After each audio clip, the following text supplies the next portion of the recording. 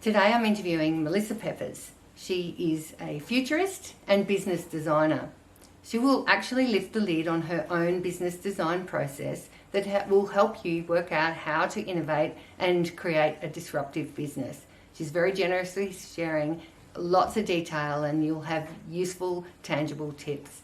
She also will talk with me about what is inspiring out there and what does good disruption look like. You'll also be able to work out how to implement disruption through your own business.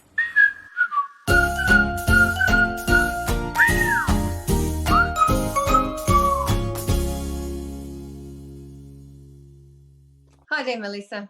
Hello, thank you for having me. Oh, thanks for coming. I always enjoy your conversations. There's always something inspiring, so thank you. Thank you. I do have the first question I have for you is, who are the disruptive businesses out there at the moment? Oh, that's a goodie. There are so many. I feel like every day there's just crazy new stuff coming around. They're one of the ones that's really inspiring me right now. There's one called Mischief. It's spelled MSCHF. And they are like a kind of creative think tank. And every 2 weeks, they're a totally different business. It could be a product, it could be a service, and it only exists for whatever that particular business's sort of time frame is, and then they're on to the next one 2 weeks later. And they're all connected by a similar kind of mood. So all the ideas are a little bit irreverent, they're funny, and they make you kind of think about the world and maybe the future in a different way. So as an example, one sort of drop or batch that they did was, it was called the cuss collar, and it was a little collar you could put on your dog and it translates their barking into swearing. Which is like, it's just strange and interesting. And then 2 weeks later they had created a different concept that was, it was like a universal credit card, and you went on a waiting list. And when you got to the top of the waiting list, you would get a message, and it was up to you to look at the card and try and use it within, I think it was like half an hour or something. And there was different amounts of money being dropped on the card constantly. So if there was money and you've logged on in your time at the top of the waiting list, you can buy one transaction of whatever you want up to whatever amount you possibly can or would choose to. And so all these people were just like, and all the transactions were public as well. So you could buy, an ice cream, or you could buy, a business loan or whatever it was. It didn't matter, but it was this like universal kind of finance exploration. I just love that it's nearly like art, but it's also business, and you can see how it's contagious. Like they build up this big audience of everyone ready for the next drop and curious about it, and each thing is so interesting and unique, and could be a viable business sort of on its own as well. So I'm really loving them. Yeah. Do they have anything that's threaded through it as a theme? Is there any sort of brand strategy, or do you think it's just the strategy is let's be fun and disruptive? I don't know. A bit of both. Like I think the fun aspect is definitely part of their brand strategy, and like I said, there's that social commentary that kind of extends through each one.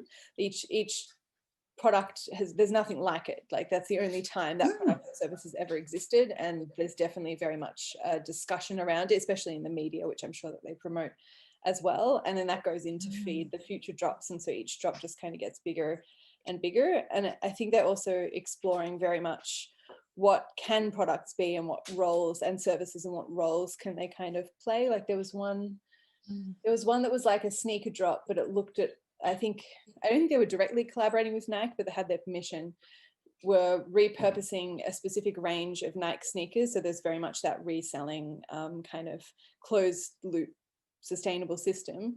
But specifically, they were taking the angle of, they were called Jesus shoes, and they were filled in the air pocket at the bottom. They were filled with water, specifically from the River Jordan. So if you were wearing them, you were literally walking on water. And there was this interesting kind of concept about what religion's role is now in our current society, and just really each time it's really interesting at the same time as being sort of like, what the hell, this is a bit strange. So I really love them, and the idea that a business can be that flexible, can be that innovative, can show up in a different form, but with that, that message that extends across them all. And are they creating these businesses for themselves or for clients? For themselves, so they make a profit, or some of them I think they would operate at a loss, but that income goes into developing all of their new initiatives that come along. It's a bit like they've also tapped into the actual like urban use of the word Jesus sandals. Like people Jesus shoes, they actually did used to use that for sandals, like any kind of sandal was called Jesus. You would call that, yeah. And so they've really sort of tapped into the vernacular or the cultural use. There definitely is a lot culturally that they borrow from streetwear and street fashion. Like if you look at Supreme's business model, they kind of pioneered what's called like the drop model of fashion. So each not just fashion like seasonal releases, but actually usually every fortnight or month there's a new product drop that's limited edition items that you can only get that time, and then they're gone forever. And that very much that gone forever is part of what creates all of that contagion as well. So there's some very deliberate business decisions behind there, but using it to create something that's never been seen before and never been possible before, which for me, part of what I love in innovative businesses is to really explore what our future could be and use business as a vehicle to kind of bring that to now. Oh, it sounds super fun. I'll have to look them up. Oh, it is crazy. Were there other examples of people that have been very inspiring lately as well? Yeah, there is one called, I stumbled on, they're actually like a reasonably small business. They're called Zydeco Constructions, and they're based in Louisiana. And they started off as a landscaping company, just doing up your backyard. And then they've moved into this really, really unique space. And once again, I'm like, this is what I'm looking for.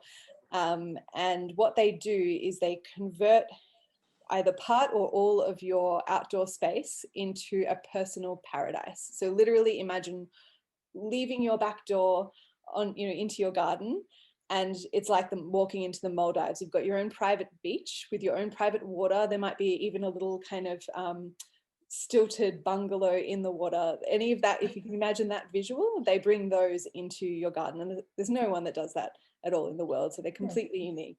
It's obvious why you would want it, and it makes, I'm seeing a lot of this in the trend space as well. It makes your garden into like the ultimate paradise. And I'm seeing the trend that I'm seeing is different spaces in the home. It is especially accelerated by the pandemic. Each of these spaces in the home, instead of just making it like your bathroom a cool bathroom, it's like, how can this be a private spa? How can my bedroom be a private harem? Or it's just really taking it to the ultimate conclusion of what it could be, and that sense of like the logical conclusion, and that really pushing the boundary to the ultimate, I think is just a really great thing to aspire to, and it shows whether you're a small business or a large one, you can really achieve that. So I'm very much a fangirl of Zydeco. It sounds like the tiki bar from the 50s reimagined, Yeah, absolutely. I'm sure they could do different themes as well if you were wanting a bit of a luau in your yard instead. But all within that, like they kind of treat it a bit like a pool. So it's still drainage and fresh water. It's not just going to get murky over time. But it's really like white sand, and they can make it in fairly small spaces, and for a fairly like affordable starting point. I think it's like $20,000 US for like your basic model, but the basic model is huge and beautiful, and you can absolutely see once you've got it, keep it forever. Did you want to talk about any others, or there's probably so many. You can just go on. Yeah. All right, let's go one more. I love hearing these. So there is another called Robau, which I think is really interesting. So they're a company that was produced by what's known as a direct new vertical builder. So it's a type of company that builds other companies, and Robau is one of those initiatives. So what they are is a fashion company, but the clothes are only available online. So what you do as a customer is you find which outfit you want, And these outfits don't exist outside of the digital realm. So you send through a selfie of yourself in whatever context, and it might be, you know, just a standard selfie with your, you know, body that's relevant to that particular garment in the shot, or you might be an influencer and you've staged a full-on scene and then you've just got kind of slimline clothes underneath.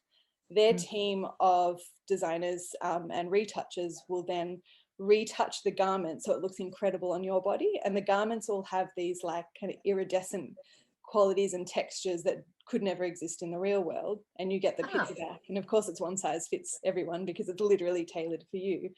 And it's connected to, you know, like a high fashion label, and so there's all of this beautiful once again a little bit irreverent, but this sense of like touching the future and experiencing the kind of companies that might exist in the future, except they're literally existing now, they're literally innovating now, and you can enjoy the experience that they offer now, which is amazing.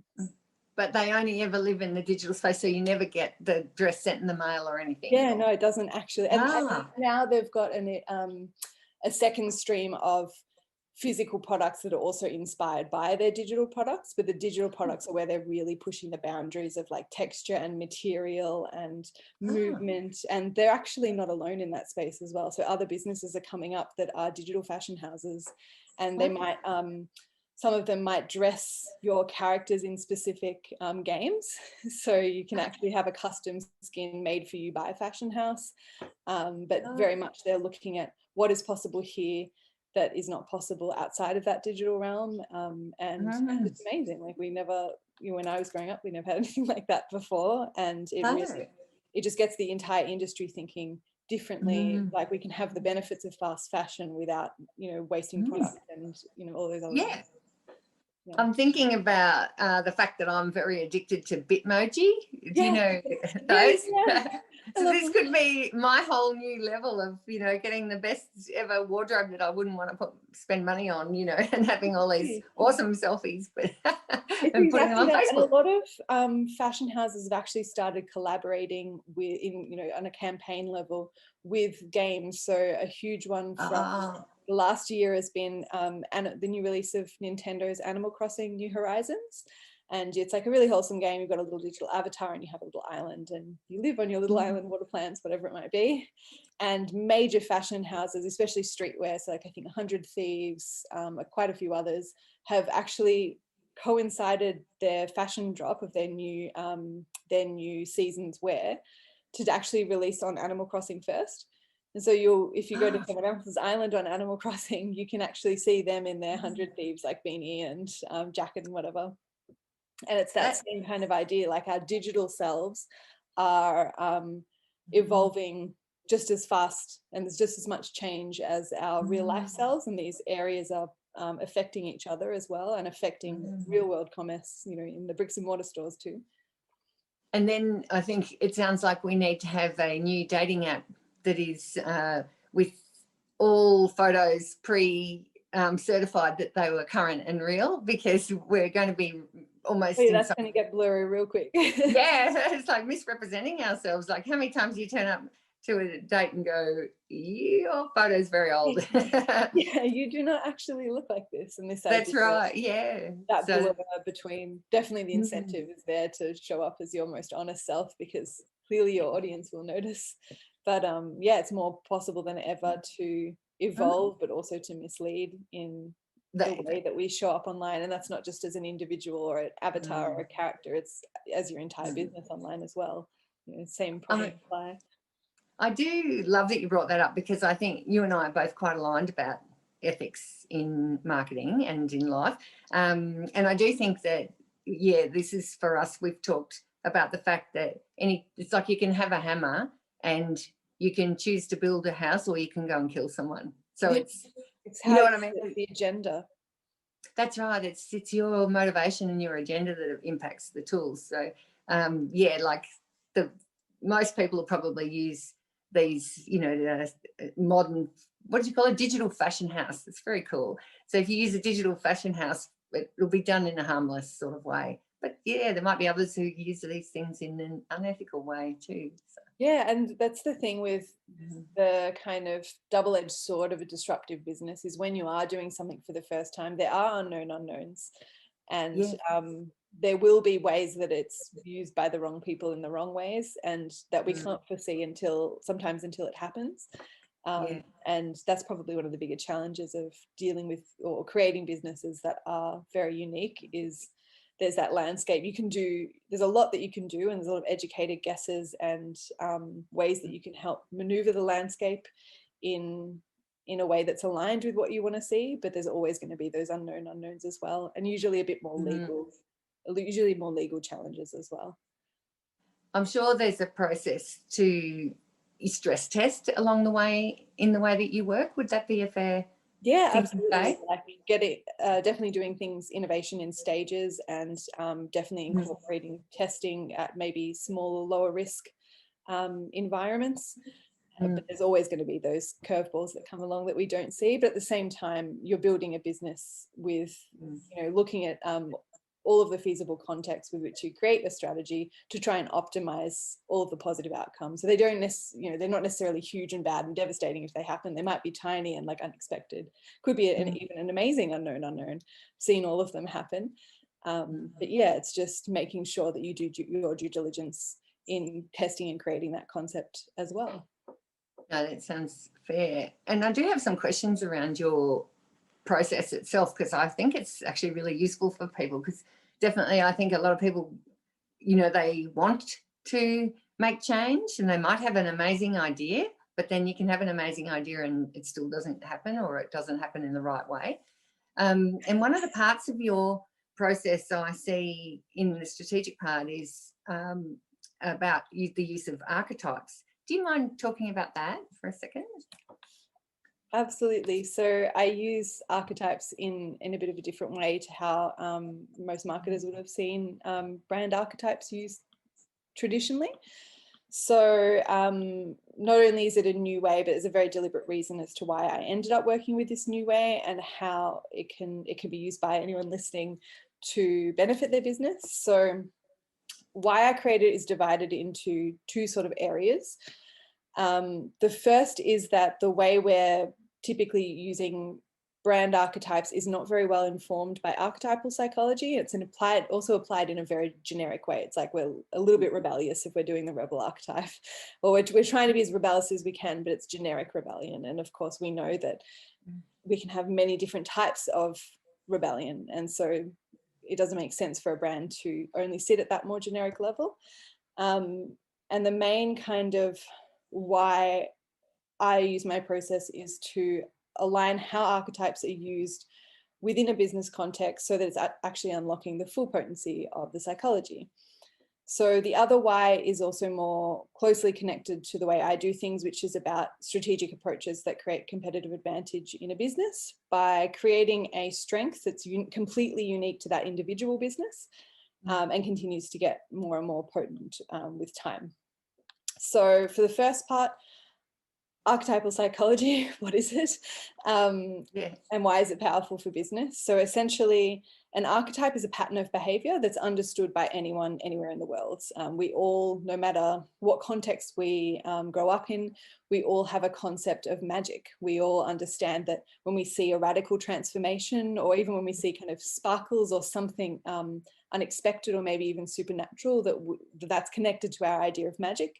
And that same archetype of the magician is also connected to emotions of mystery and awe. Like, what is that? How does that work? And like, oh, wow, and once again, that idea of transformation. So no matter where you are in the world, you have that understanding. And the other aspect of why we want to use that in a business context is your business is complex. There's all sorts of different things happening, all kinds of benefits for likely many different groups of people.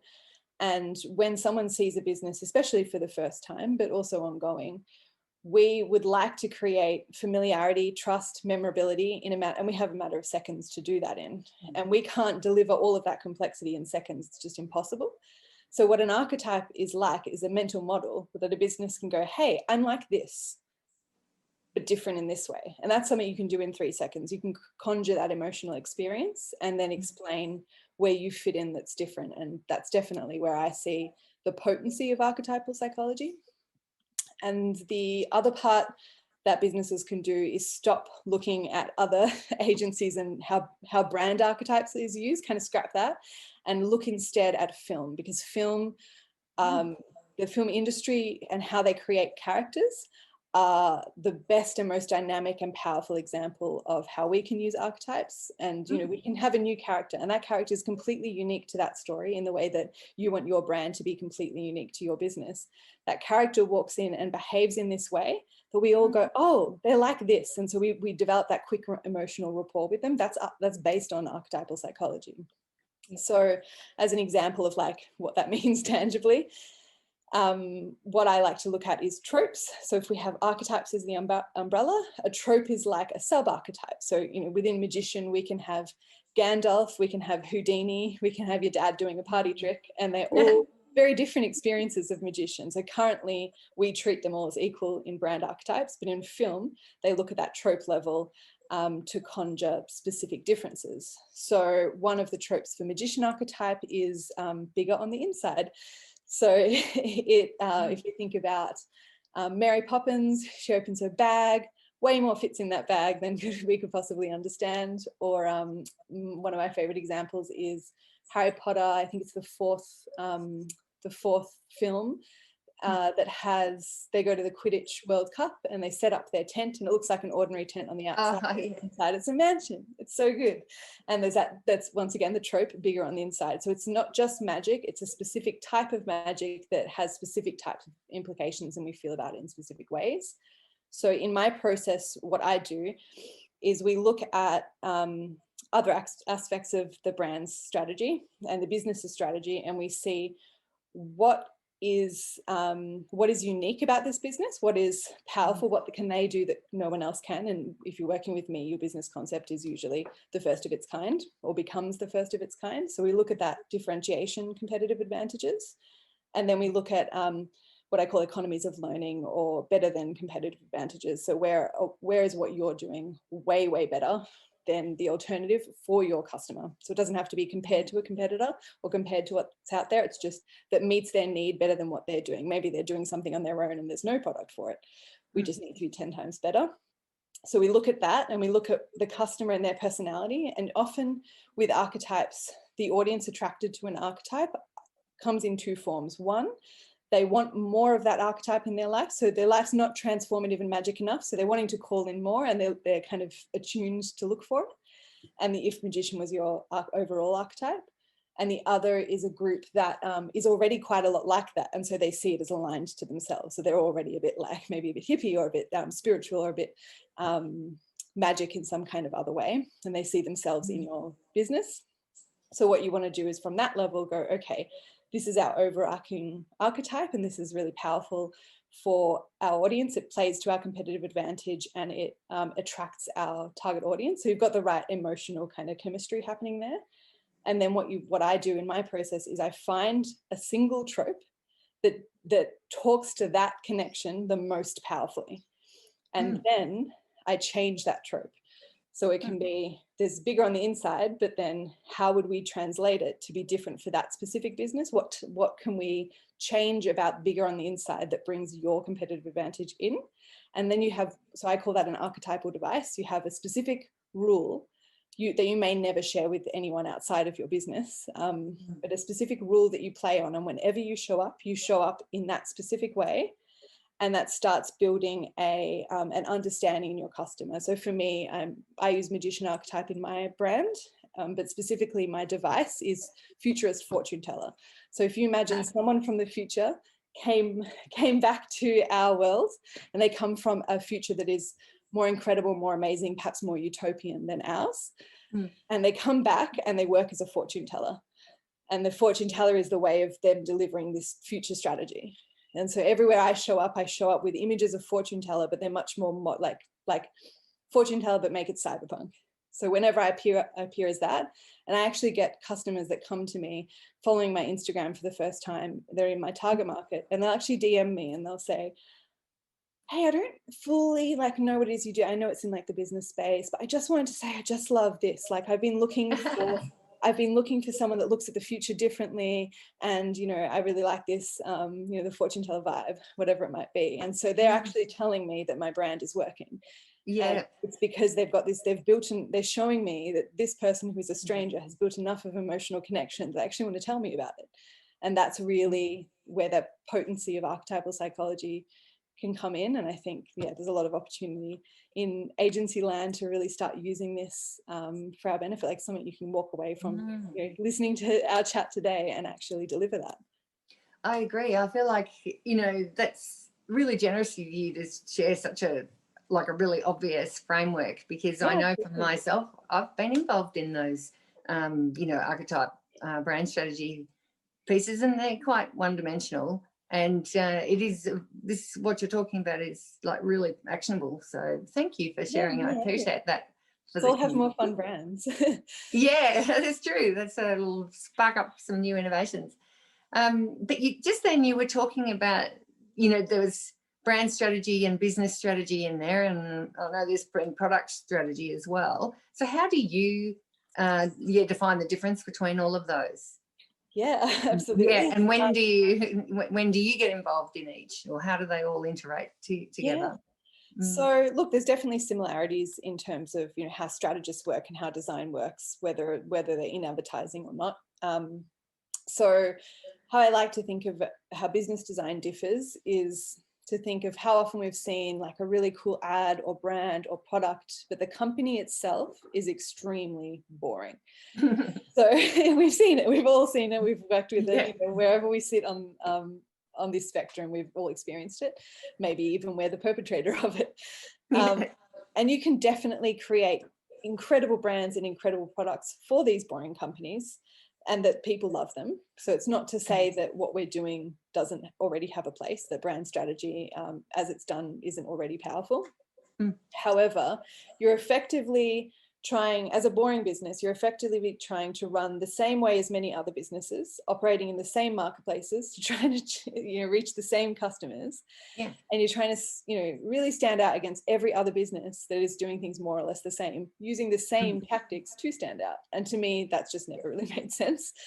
And now, essentially what my process of business design looks like is, how can we take the way that we create incredible brands or incredible products and all of the incredible innovations, full stop, and apply that to the actual business concept and the business model? What actually happens then? And you get these really, really interesting, incredible brands, like we were discussing earlier, that are bringing something new into the world, bringing the future to now, and really reaching their market in a way no one else can. Now, if you don't have a really powerful and distinct brand, like really powerful brand, or you have a product that you don't have a product that you have patented that literally no one else can make. And I would say most businesses with good products / services and most brands don't really have that degree of potency, then there isn't actually much sustainability in your business model. You can be forgotten, you can be replaced, you can be hated after one scandal, you can be completely destroyed overnight by unexpected circumstances like a global pandemic. Yeah. And there is also no longevity because of this. Not only you don't have all of those advantages, but you also have to then compete for the same people pivoting in the same ways, the same problem as I was highlighting before. Instead of, I'm sure that sounds really, really, really tiring to work that way, because it is.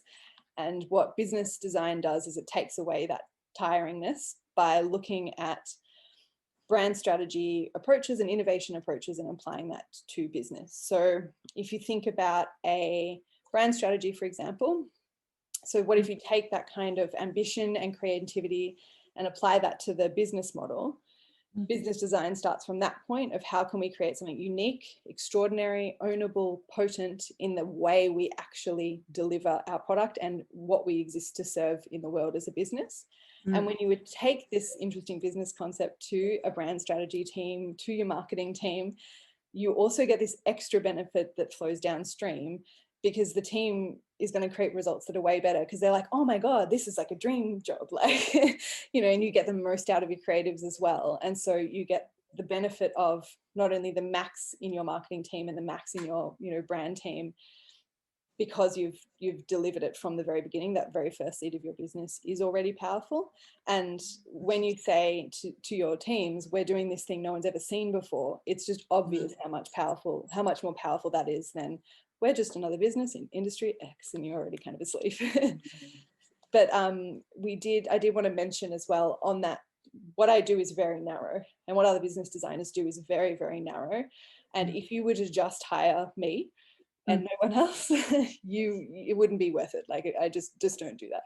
I don't recommend it. And the reason is, it's all really great to have an idea, but you need to be able to execute it and get it out there in the world. And so what I do is actually very much a complementary service, a very collaborative service in the way that it needs to be rolled out. So I believe it's best to build business and brand strategy simultaneously, and even if you can, the marketing and execution side all as one voice, so that you're maximizing the potential of both. Because if you retrofit your business model on top of your brand concept later, you can get a powerful result, it can work, but it doesn't squeeze every single drop of opportunity, because you kind of want to look at the limitations of each and the opportunities of each and find what's the best overall mix, if that's how to make sense. Yeah, it does. And I'm just sort of talking there about the process of collaboration, and we've discussed it before, and I found it really fascinating, is what's the team makeup of an innovative workforce, I suppose? Who are the key players that you involve in the project? Absolutely. So I definitely a business designer. Yes. You definitely then also need someone in operations in your industry. So someone whose strategic work understands the flow and the day-to-day rhythms and what needs to happen there. Obviously, my work needs to understand the other types of strategies as well, so that I'm not creating things that aren't feasible for those other teams. But to have someone in operations or logistics for your industry, whatever that is, from the beginning is really, really powerful. And the other is your marketing and execution team, because, I think the quote is, an ambition without a plan is just a wish. And it's all well and good to have incredible operations and incredible business design. And you're like, oh my God, I'm going to build an empire and I see exactly what's needed and I've got all the blueprint. You need to then get out there, otherwise it doesn't happen. And so, marketing is absolutely crucial to that, because without that, you don't have the business itself out there. No, true. And so in the customer journey, how do you work out where there's a need for, I guess, a minor fix-up versus a whole disruption? How do you know when you've got to do one or the other? Yep. So it's a little bit easier for me, because in general, I work with businesses that are either early stage or they're about to have a dramatic change of concept. So they're like, I'm about to start being the only one of my kind in the world, or I'm about to become that. So for me, disruption isn't about so much a specific stage in the journey as it is with other services. It's about disrupting the whole thing. So my process starts with a technique I've developed called status quo mapping, where we literally look at the existing status quo of the landscape that business operates in, and essentially throw it in the bin. And from there we ask what could be, what should be, and we really look to that future, understanding all of the benefits and strengths that business may have already, if they exist already, or may have in their owners or leadership team if they're about to become into existence. But we're really looking at drawing the whole empire from scratch. Having said that, if there's some really powerful things, especially in an existing business, and those powerful things are working, I'm not about fixing things that aren't broken at all. I would see, if you kind of consider strategy as card counting, I would see that as those are important cards to have on the table to understand where the opportunities are and work out how to maximize the potential of those things as well. So in there, I imagine that a lot of innovation comes from some kind of pain and potentially as some kind of opportunity, the balance of both. So yeah, how do you turn like a really bad problem into a strength? This is one of my favorite things to do. So the really specific granular how is obviously completely unique to each business, each challenge. But overall, of the many, many ways that you can turn problems into strengths, I have three favorites that I'll tend to look at. So in my methodology of the way that I work, there's 4 pillars, and one of the 4 pillars is based on the skill of competitive strategy. So if we've seen the Queen's Gambit at all, this chess of business, this is very much what competitive strategy is like, if that term is new to you. So for turning a problem into a strength in that lens, I love especially the area of competitive strategy known as game theory, and especially looking at the game theory behind the martial art jiu-jitsu. So there's different game theories from chess to anything you can imagine, as well as general game theory. But jiu-jitsu is specifically looks at using the advantages you have inherently in the landscape that you're operating in against the sort of inherent sort of weight of the opponent. So as an example, you may have heard of the idea of a small fighter using their nimbleness against the weight of a larger opponent to win, and use specific moves around that. In strategy, when we're turning that back into actual business strategy, that doesn't have to be an opponent or a competitor. The opponent itself can actually be the problem that you're looking at. And an example of that would be if in the pandemic, your business suffered as a result of all the crazy things that are happening. Perhaps one of the things that was a problem for you was actually related to the fact that there were different rules at different times in different physical locations. Maybe that was your key challenge within the pandemic. So what I would start doing if I was looking at this game theoretic jiu-jitsu idea is I would look at places where that has been turned into an opportunity to thrive, and the problem itself then became the strength. So straight away I would look to, and I did look to, cannabis innovation in the US. So in the US we have laws at a federal level that are often completely different, even mutually exclusive, to laws at a state level. And then every single state has different laws, and those different laws are changing all the time. So we've got the same pattern of problem as the pandemic. And you can actually start going, well, okay, once again, how you apply this will depend on your unique business and how that problem affects you. You could look at a business like MedMen, who has their single location, their single brand across many different locations with many, many different rules across cannabis. So in New York, you're not allowed at all, but they've got a flagship store on Fifth Avenue. Whereas in Los Angeles, it's open, legal for recreational and medical use, and they've got stores that are able to sell products. So the way that they actually operate their different stores, as well as their online voice, uses those challenges to actually be able to deliver different customer experiences. Turn that into a business that only operates in one specific location where those rules might be changing over time. They're looking at how can we turn the conflicts into loopholes that actually benefit our business as well. And so you can then go, okay, how do I do the same thing with the pandemic rules? And once again, that problem turns into a strength. So that's just one of the 3 techniques I wanted to share. The second one, there's so many. The second one was, I love to look at unique things that are made possible by the problem existing. So things that were literally not possible before, or not as desirable or attractive, that are now really possible. And so we're looking at seeing the problem itself as a strength. I worked with a lot of stressed businesses last year and still this year, worried about how to survive in the pandemic.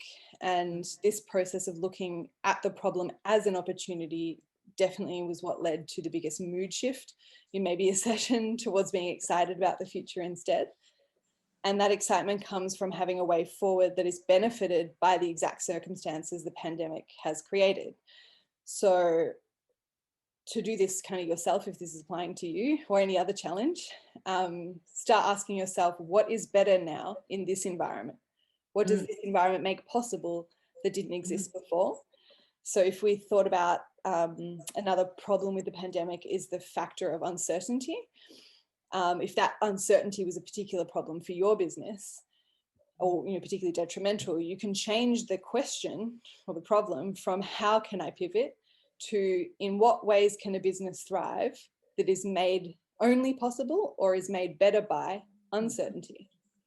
Yeah. And that just changes the question into like a way that's magnetic and attracting all of these ideas into going, oh, okay, all the limitations are just crowding down on me. And so many exciting ideas can come definitely from that place. And that sounds like one of those ones at the beginning that you talked about that's, you know, really changeable, you know, new product, new service, whatever, every how often was it? It was like every fortnight. Yeah. Every fortnight. Yeah. Some of the products last longer than a fortnight, but yeah, every fortnight they change. And that's actually connected. I don't know if it's deliberate on their behalf, but if I'm working on business model strategy, I look at something. It's like strategies for how you do strategy. It's very meta, but one of them is called a shaper strategy. And the idea is it doesn't suit any kind of business. All of these meta strategies depend on certain factors. But one of the factors, and this definitely applies to my business, is working in a new context, like a visionary context, bringing something new into the now, and one that is unpredictable as to how it will evolve in the future. So when you're really, really on the edge of innovation, things can change all the time, which means I actually thrive in uncertainty because that's my day-to-day, more or less. But you have what's called a shaper strategy, which is where whenever I create a new initiative in my business, and also just the way that I approach business full stop and my actual business model, is any idea that I create needs to not just thrive in uncertainty, but it needs to shape the environment itself in a way that becomes more desirable for me in the future. So as an example, I have a section of my website where you can ask an expert in my network, for example, Anne, you know, any kind of business question, and I'll pass that on to the person that's right to answer that. Obviously, some benefits in terms of my personal business network, but also for the person asking the question, they get free advice, like creates a lead and free advice. It's pretty awesome. Yeah. The thing with this system is, you know, at the beginning, there's only a few questions being asked and answered, and I put them on a separate web page that's got frequently asked questions and answers. Over time, that list just keeps getting bigger and bigger and bigger, to the point where new people coming on can see, oh, my question's been asked before, and oh, I actually have those questions too, and they can see who answered and go straight to that website. And so over time, it becomes this amazing ecosystem of information that didn't take too much to get off the ground, and just keeps getting better and better and better with time, in a way that nurtures the very system that was created. So that's a great example of like how a shaper strategy is kind of delivered. So if uncertainty is happening a lot to you and reasonably going to happen in the future, maybe pivoting your business model that way could be really powerful. So it sounds to me, you know, that you're also talking a little bit about the personality of the client. Do you apply your archetype work over to the personality of the client and how open they are to innovation? A little bit. So in general, an individual is going to always be made up of lots of archetypes and way more dynamic. However, it's definitely important to understand, you know, things, how likely an individual is to thrive with my methodology. And usually if they're actually too mismatched or unaligned, I'm actually not the right service for them. So I send them off to often an operations consultant or someone else who is a better fit. You know, I'm only one way of approaching things. I like my way of approaching things, but it's just one way, you know, in the sea. And often there's actually one specific question in my questionnaire that I can tell who, whether or not they're the right fit. And the question is, if you won the lottery and found yourself, you know, after you've traveled the world and eaten all these delicious meals and whatever, and you found yourself doing something kind of worky, what would that thing be? And if the answer to that matches and is very aligned to other things they've said about what they're doing right now, that person nearly always will thrive with me. Because they understand their purpose and they understand they might not have articulated the vision in a business model, or they might not actually be doing it day to day, but they're wanting to do it day to day. But the point is they're aligned with where they're going. That definitely is the right recipe for my work. Yeah, that's a nice question. And I liked challenging myself as I heard you say it, because I'm going, if I won Tatsoto, I'd just go harder and faster at what I'm doing now, you know. I think What I that's, look for. yeah, and find a bigger and better way. So the other thing I noticed you talk a lot about is, you know, that you've been discovered and researched and you've found all these like great inspiration and even methodologies and stuff like that. But how does research in the more conventional, you know, side of things, you know, like I guess customer research, quant qual, how does that fit in your process? Yeah, it is essential. Yeah. So I believe a business designer is someone that's great at connecting dots. And the point of research is to bring an avalanche of new dots. So businesses are coming to me because they want to do something new, and you can't do something new for the first time with old dots. You know, by doing things the same way, you can't become something new by looking at the way it's always been done. And one of the most important types of dots in my research focuses around trends and futurism. So not what is the trend, let's jump on the bandwagon and like gain the momentum, but more how is the world going to look at a later date? What are the underlying factors that are driving these trends? So trends to me is a measure of cultural attention, and they're made up of, just like an archetype is made up of tropes, trends are made up of memes. They're like the unit of culture within. And I want to understand how those things are connected and how they play out and evolve.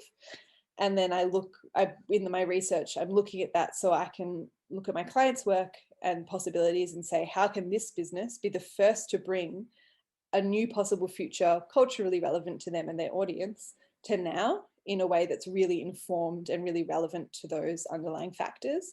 So it's kind of about discovering untouched and juicy future opportunities that make the most sense for this business to birth into the world. Yeah, fascinating. And is it like, to be super specific, do you use quant and qual specifically? Yeah. Yeah, I use both. Yeah. More ultimately, the type of research that affects my business most would be qual.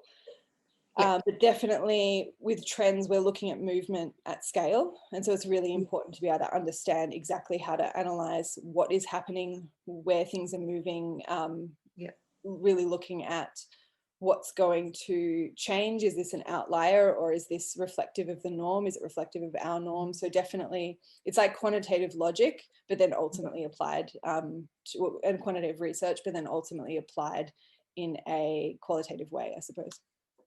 Because it's interesting that, you know, when Apple started, for example, I guess this sort of, what's the word, you know, historically, Apple said if we asked people, did they want a personal computer, they probably said they want a typewriter that worked faster, or, you know, there's some like urban legend about what they said there.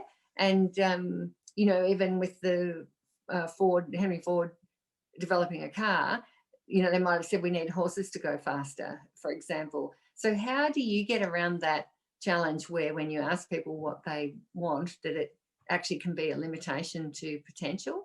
So how do you deal with that? So I don't ask people what they want. I'm definitely one of my other pillars in my methodology is behavioral economics. And when you, I'm trying to think of who said this, but it just phrased it so well. I think it was Adam Ferrier of Tinkerbell Agency. His book. Yeah, amazing. Definitely a great read. His book is, what is it? Stop asking the customer what they want. Yeah. And very much like that logic comes from the behavioral science world, which he's also trained in. And I think he said customers don't know what they want. They don't say what they mean. And they don't do what they say. And how that actually translates into a research context. For example, say I'm conducting a survey, or I'm getting someone else to conduct a survey. Firstly, you know, you do the obvious things, ensure there's no leading questions, whatever it might be, as part of your normal practice, but very much to do it in a behaviorally informed way. I never ask people what they think they would do or what they think they would feel in the future.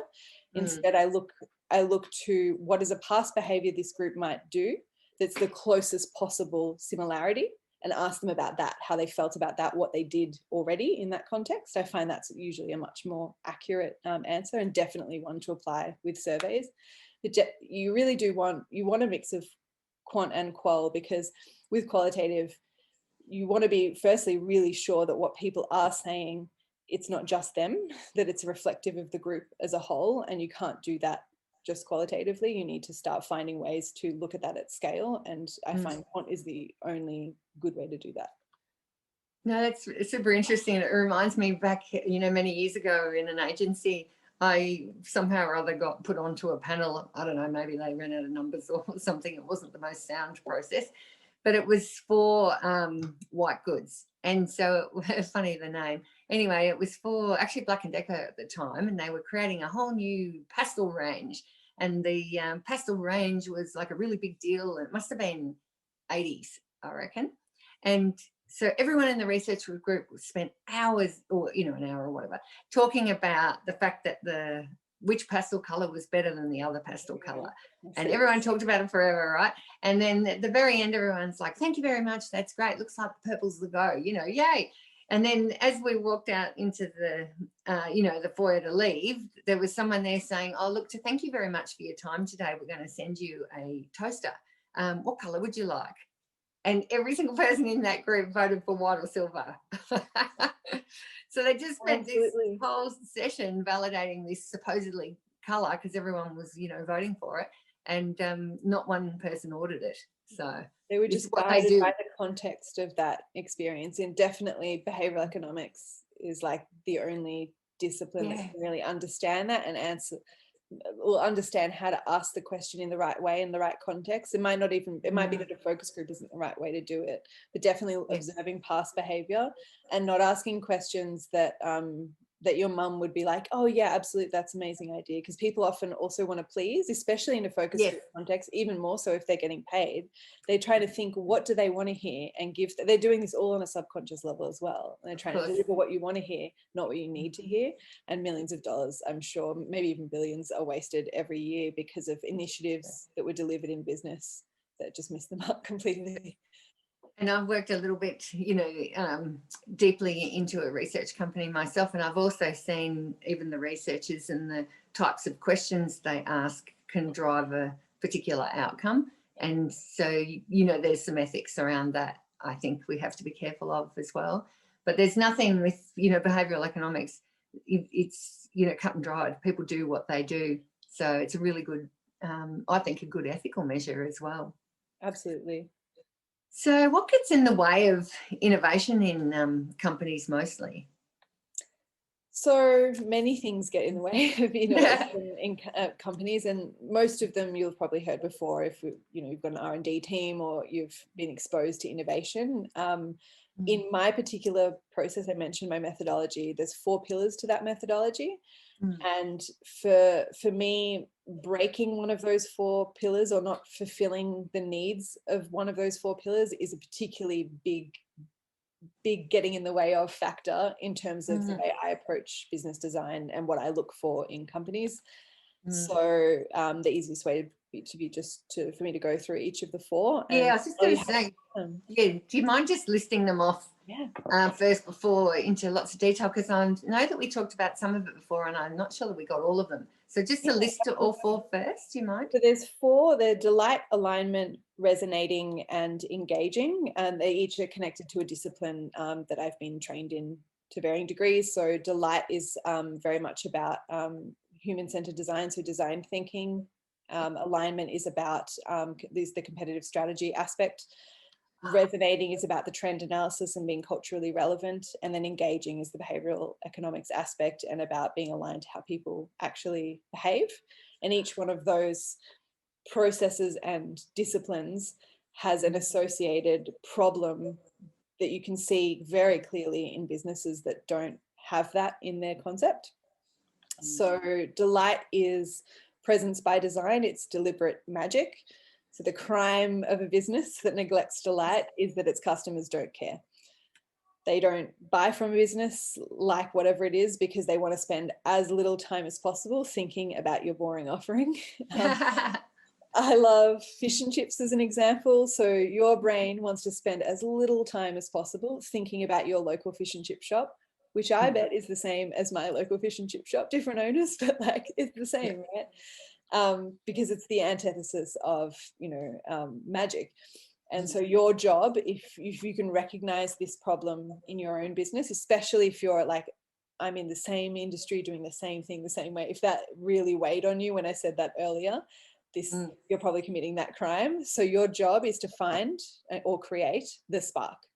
And the chemistry, this involves conjuring emotion and adding the nuance that makes it distinctly yours. So it's a mix of differentiation strategies, but also brand archetypes. There's all different kinds of ways that you can work with me or someone to really bring magic in. If you see this happening to you, you might even see all four or a mix of them are happening as well. Sometimes I look at a business idea and it's like, we're gonna have to change all the things because the crimes are huge across the board, and the intent and the desire is there, but the capacity to deliver is not, which brings me to the second pillar. So alignment is operational fluency. It is deliberate process. So this very much connects with the work that I would do with your operations strategist as well. But the crime of a business that is not aligned to its offering, it's breaking promises to the customer. So if your idea convinces them something really special is happening, you've got the magic going on, an unaligned business falls really short of that promise. I'd say think Fire Festival, if you've seen that film or either of the documentaries. So it sounded like the best festival ever, but it did. Oh, yeah. Yeah. Just like go have a look is the easiest way to see. It's worth just exploring if you've never heard of Fire Festival. But at its briefest, it was selling like $100,000 tickets to an island, and it was going to be this incredible festival. All these celebrities had booked to go in, and essentially, long story short, when their planes arrived, the festival hadn't been created because, and this is an extreme example, but no one really knew what they were doing. There was no process, there was no plan, there was no skills to actually deliver on any of the promises. The promise was amazing, but people ended up, there was no food and they were stuck on this island, and it was just, it was a real mess with a big legal consequences. So if you've had to see this in your own business, because I'm sure you're not as extreme as Fire Festival, which is good, but if you've noticed yourself putting out spot fires, all these unknown unknowns are happening, and left, right and center you're popping out spot fires, you and Fire Festival actually aren't so different on this spectrum of alignment. So your job is to ensure that your capabilities match your optimism. And that may mean changing your promise to match your capabilities. It may mean evolving your capabilities so you can deliver on that promise, or even a mix of the two. But the outcome, what you would need to do right now, is to ensure the promise is backed up with a clear roadmap and defined processes for exactly how your idea comes to life. And that would definitely be often a collaboration between your business designer and your operations specialist, because you want to make sure like the promise comes from business design, but the roadmap comes from operations. So then we have resonating is the third pillar. And to resonate is to tap a zeitgeist. It is deliberate culture. So the crime of a business that neglects delight is it feels wrong, just a bit wrong. Yeah. And it's very hard for a business owner to understand that about their own business because we're very attached. But they often have to educate their market on why their idea is something the customer wants. That's the first sign. If there's a big education piece there at the beginning, it's not clear that you are right, which means you feel a bit wrong. And, really we want we want our customers to feel like this is the thing they've been waiting for. And that comes from culture. So if you take two businesses that seem pretty similar, but one goes viral, the viral one either understood deliberately or accidentally is more often the case, tapped into a cultural need or a moment with a relevantly aligned business or campaign or whatever it is, and the contagion spread, and that's because it was culturally aligned. Your job here is cool hunting. So you want to understand what the characteristics are behind the trends your audience participate in, and then redirect their interest to you by celebrating and elevating those cultural attributes within your actual business concept. And doing that makes buying from you feel right, which is hitting the nail on the head. The final pillar is engagement. So engaging is predictable persuasion. It's deliberate experience. We were talking about that hammer earlier. So the crime of a business that doesn't engage in its customers is either or both. Scattergun selling, so we just try and do a bit of everything to upsell or whatever it might be, just kind of everywhere. Or resorting to using tactics in perhaps more deceitful ways as well, because we don't understand how persuasion is working. We're not only ignorant, another crime is definitely being ignorant of who the customer is, let alone understanding their journey. And it's like, I always say the business is so desperate to be anyone's lover that it turns the customer right off. And it's like, think about if you've ever gone on a date with someone and they're like, I'll tell you why you should like me without reading your body language. This is the business version of that. And so you don't want to be you want to understand your customer. You want biases and all. You want to understand how they actually behave. To think about the research piece, you want to understand what they're actually doing, what their behaviors actually are and why, and understand what they're looking for, and then be your own version of that in a way that plays to your unique sort of space, and that bridge between the two. So definitely they're my 4 crimes and ideas about what to do right now to get out of your own way when it comes to innovation. I think that's a super good checklist, and I've also realised that my eldest son should be a business design specialist, because that whole picking the zeitgeist and having that finger on culture.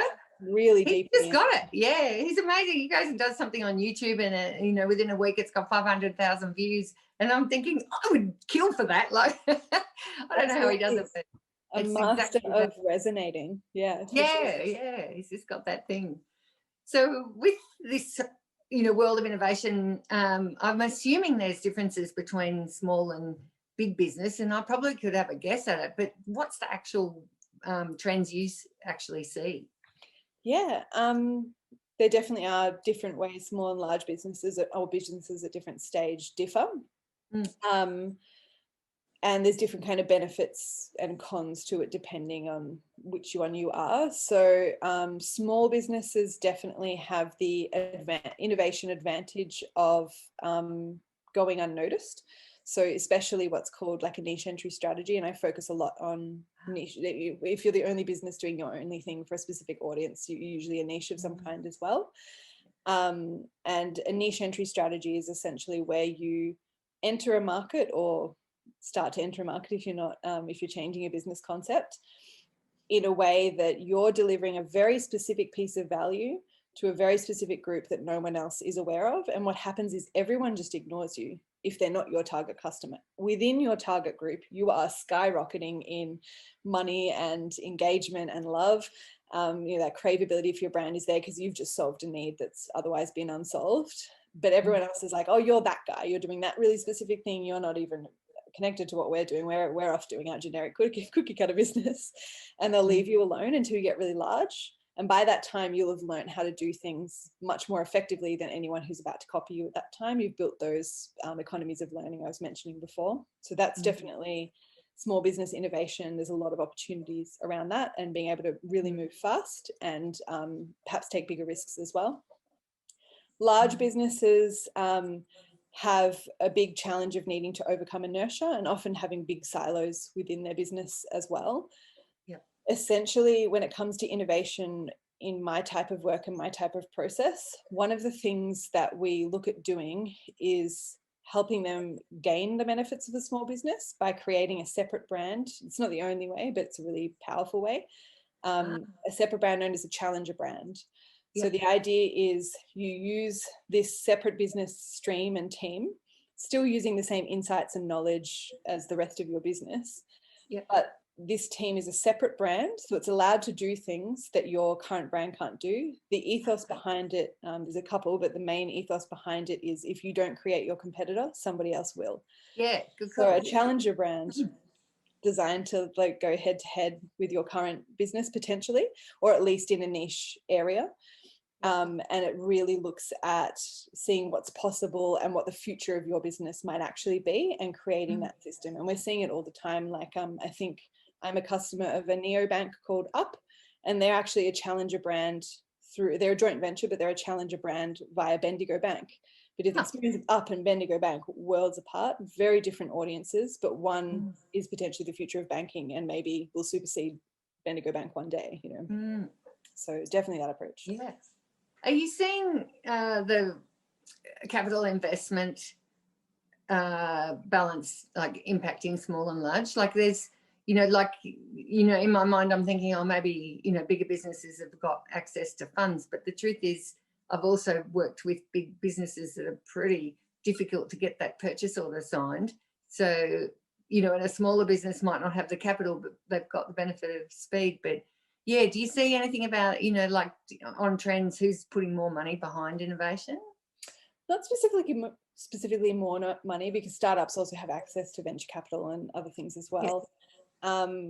What I'm probably seeing more is what kinds of personalities are more likely to take risks and that kind of thing.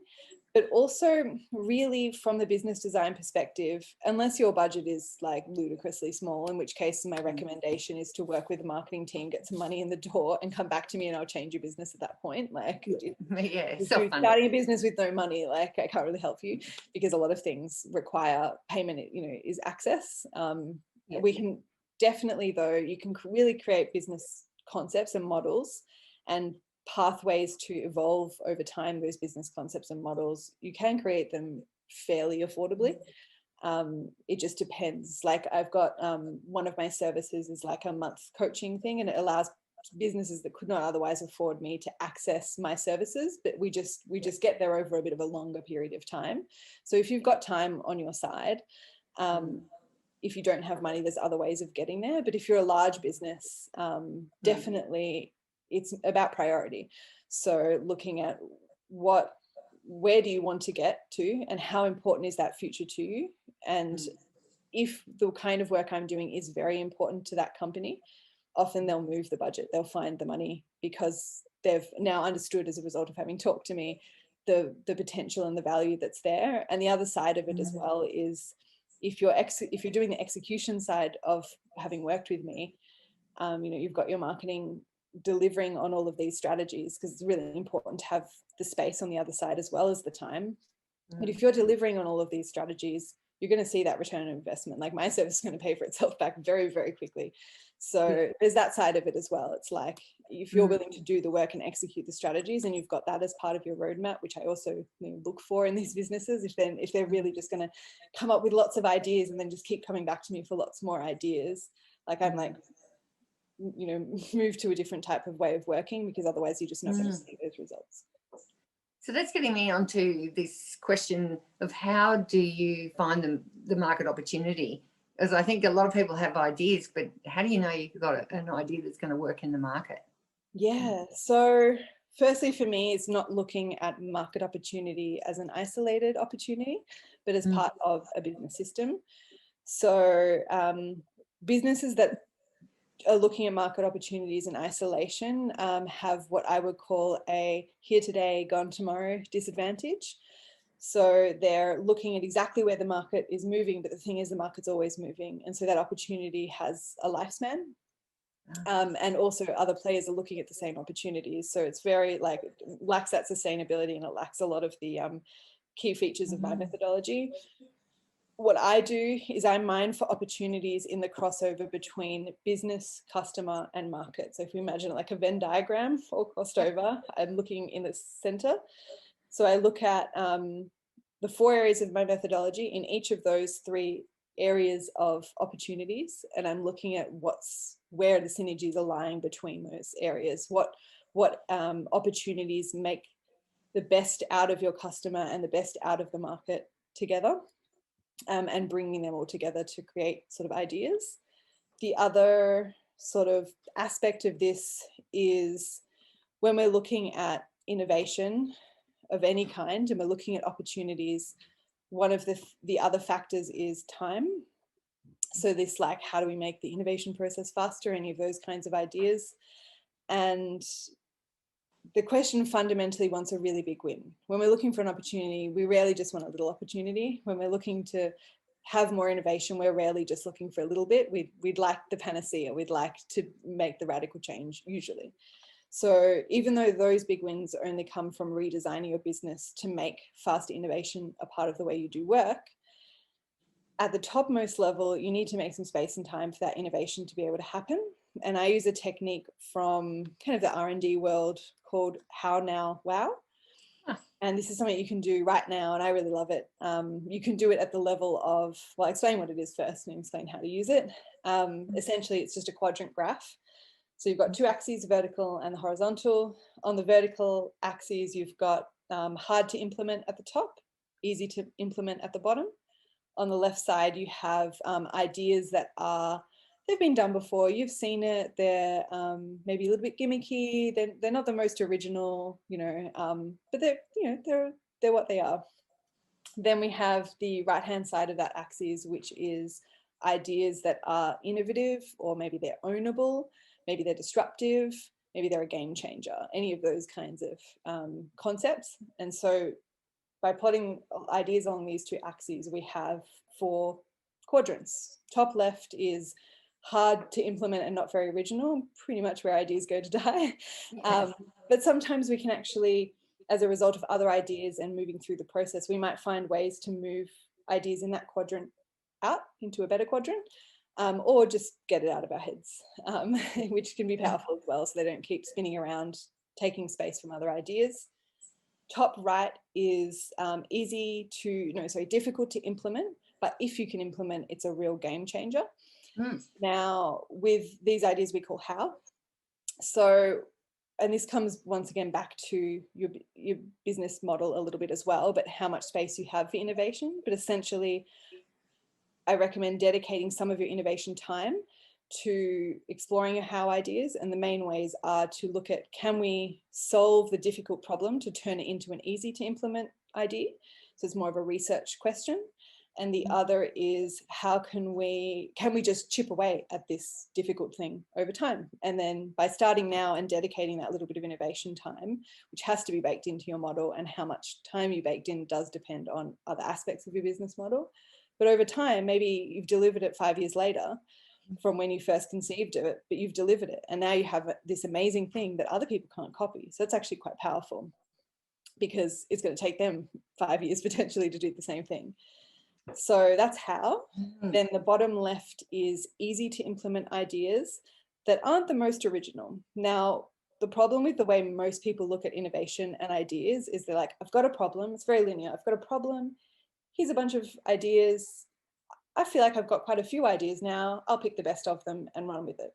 First problem is that nearly all of those ideas are now ideas. Now ideas aren't necessarily bad. They're low-hanging fruit. Like, if it's easy to implement and it's going to work for you and it's been done before and you know how to do it, like, do it, don't not do them. But they're not really ownable. They're not really competitive. They're not really powerful. You're going to spend time and effort on these innovations, but like, what are they really delivering your business in the long term? Not much. That same problem of like all doing the same things in the same way is actually not sustainable. And ideally we want innovation that's big and amazing for us. So that brings me to the bottom right quadrant, which is ideas that are ownable, game changers, disruptive, but they're also easy to implement. Like, no brainer that's pretty great. Just by doing this process, we're able to, just by having at least one wow idea each time and pushing yourself, firstly, you stop one of the innovation roadblocks of just going, I've got enough ideas, I'm going to pick one and run with it. Just push yourself a little bit more. And also you've got some metrics that define what a wow idea is. So you're not just pushing yourself for a better idea, you're pushing yourself for a more ownable idea, or maybe a more disruptive idea, whatever it is. And what happens is, over time of doing this process for ideation, you actually get better and better and better at creating wow ideas, which is awesome. So you get more creative and more effective. And the other thing is, you can actually do how now wow at 2 levels. So you can do one for your ideation process, but then when you've picked your idea, you can do one for how you deliver the idea itself. So you can make a now idea or a how idea more wow just by doing the process kind of again. So definitely that's something you can do right away today. But in general, the biggest wins come from redesigning your business concept to make innovation and the way you do innovation part of the way you're doing business. That's awesome. Like, there's actually so much for people to actually really take on board and help there. Thank you so much.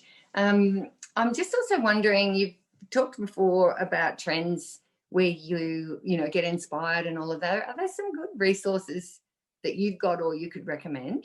Yeah, absolutely. I made a page on my website which has over 100 of my favorite trend feeds, and they range from everything. So there's some that are general, there's some that are specific to different types of industry. So you can go straight for extra information in your industry if you're one of the listed ones. There is, and some wild cards in there that I think just make you think different ways. One of my favorites is the Long Now Foundation, and they look at business and the world with a time frame of the next 10,000 years. And when you first hear that, it's like, what? Is that even possible? Like, that's stupid. But if you actually look at the way that they're thinking and the kind of initiatives that they're working on, the kind of projects they're working on, it actually gets you thinking about the future and futurism in a really different way. So I think that's called, I'll send the link through anyway, but I think it's called How to Track Trends Like a Futurist on the blog. That's awesome. Thank you. That's gold. I think I could get lost down that rabbit hole for like weeks. I have it baked into my business that I do get lost at the rabbit hole, like, you know, a few hours each week as part of, you know, just staying across different trends. I did just realize that I didn't share my third technique for turning a problem into a strength. It's a really easy one. Oh, yes, please. So so anyone listening is like, I didn't get my third. The third one is what's called the counterintuitive insight. So it's where, you know, some ideas help us understand what the problem is. Some ideas help us maybe put on our armor so that we can go through the problem better. Some ideas help us avoid a problem. Some ideas help us think outside the box. The counterintuitive insight changes the problem so it's not a problem at all. It flips our understanding of the problem completely on its head. It's definitely, other than thinking outside the box, it's probably my most favorite. And the amazing thing that makes this particular technique for turning a problem to a strength with counterintuitive insights really easy is, in comedy, the punchline is nearly always a counterintuitive insight. So what you can do is think about all the factors that kind of make up your problem. Maybe it's a problem in your industry, maybe it's a problem related to the pandemic, maybe it's a problem related to some kind of structure or pattern or kind of behavior. Look at comedy of that topic and look at the insights that make that joke funny, and see if you can apply that insight into your business problem as a way to turn it into a strength, which is really, really crazy. So, like, to try and give a tangible example for that, there is a comedian I love called Mitch Hedberg, and he gives these beautiful one-liners, just amazing, very like kind of poetic and very, very they're all counterintuitive. And one of them was I can't remember the specific words that he used, like the way he phrases it is part of the fun. I'm going to make it less funny. But essentially the idea that if an elevator breaks, it's not really broken, it just becomes stairs. And there's you can see there's a counterintuitive insight in that. And whether or not you were a stair company or a company going, what do we do when something is broken? How can we make it still usable? That insight is actually really powerful to guide future research. So that's another great one in turn, you know, literally making a problem a strength. It's like, no, it's just stairs and now you can get fit or whatever it might be. So it's another powerful one. That's true. I had to do my own version when I first started my company. It's a very disastrous story. I should probably not be confessing, but I built this technology and I had the whole of my last savings was put into it. And then I got a developer that was obviously not capable, and he went over it. And then I'm going, don't worry about that. I've got 3 backups. And so somehow in his panic, he actually wiped over all 3 backups as well. So I lost every single thing with no cash left over. So the funny thing is that and how annoying that was, I had to basically build a whole business from nothing. But I actually used that problem in a way to, build an alternative that was completely, like, my head became the computer. So whatever that technology was doing, well, it was in my head. So I had to sort of flip it. So it's kind of like the lift joke in a way. If Yeah, I you love that. You're like, can't use the okay, computer, well, yeah, which computer are you going to use? It was like very, very bad. But anyway, and I'm really grateful now, because it wouldn't be nearly what I am today if it wasn't for it. But it was not funny at the time.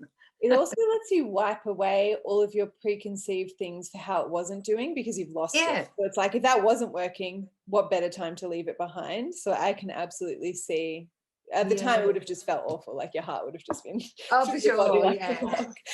But So afterwards, like, look what you've built. It's amazing. that's right. So comedy wouldn't have felt funny at the time, but it was actually probably a really good strategy to overlay over that. When we can't laugh and we're crying instead, at least Yeah. it's a strategy to get us out. Exactly. We'll laugh another day. And at least those businesses right now that are going through some challenge, because I'm sure that a lot of the people you see and, you know, coming out of challenge and wanting to reinvent, it's not all, oh, I want to reach the future and be, and, you know, another thing, there's a survival instinct for some people that's quite real. So I think at least, you know, I'm saying that so you know that you're not alone. Absolutely. And Melissa, you get people out of trouble quite a lot. So I think that's a good positive thing to think about at the end here. It's true. It's true. Your elevator can become stairs, and then maybe a lift or a plane, something that people didn't even think of. Yeah, very good too. So we've got a great place to go and find all these, you know, references and all of that. But can you just remind me your website for everyone? Oh yeah, it's bonbo.co. So I don't know if you can see the logo, but bonbo.co, not .com. And you can find definitely the blog on there. And also, if you want to chat with me straight away, I'm very active on Instagram. So it's the handle is @bonboau, like Australia. And literally there's all kinds of advice just pumping out there all the time, and I'm right there if you have a specific question. And I have one kind of almost irrelevant question, but what does Bombo stand for? Like, how did you get that name? I wanted to create a name that I could give the meaning to, and that didn't have any SEO competition around it. So it's a made up word. However, it does have a meaning to me, and I can't do anything without deliberateness behind it. So B-O-N is the French word for good, and bombo with an M is the Spanish word for hype. So the idea is good hype. And fantastic. Yeah. Oh, I love that. And I actually think it was more insightful about how you work than I thought it was going to be. So thank you for that. That's great. Yeah, no worries. It's a secret that anyone listening gets to know. Not many people know that. No. Oh, look, thanks so much. It's super valuable. I think you're really living the brand, you know, for me, of, you know, being generous and helping people and making a difference.